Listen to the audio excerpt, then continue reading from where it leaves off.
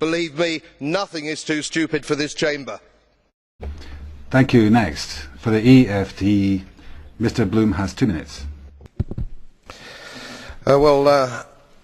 Commissioner, Mr. President, I rise again, I'm afraid, to make the same old hoary speech that I've been making here for several years, and that is, it is my opinion that you do not really understand the concept of banking.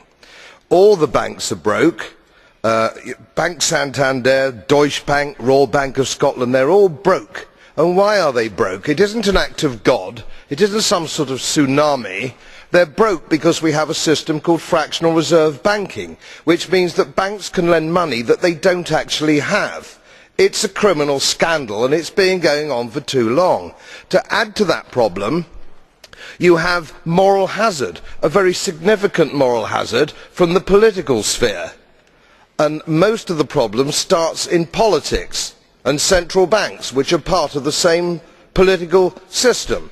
We have counterfeiting, sometimes called quantitative easing, but counterfeiting by any other name. The artificial printing of money, which if any ordinary person did, they'd go to prison for a very long time. And yet governments and central banks do it all the time.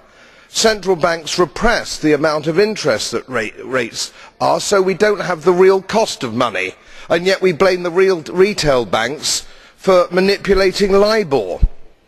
The sheer effrontery of this is quite astonishing. It's central banks that manipulate interest rates, Commissioner.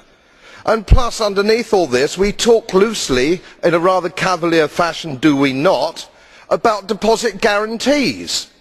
So when banks go broke through their own incompetence and chicanery, the taxpayer picks up the tab. It's theft from the taxpayer. And until we start sending bankers, and I include central bankers and politicians, to prison for this outrage, it will continue. Grazie per il gruppo.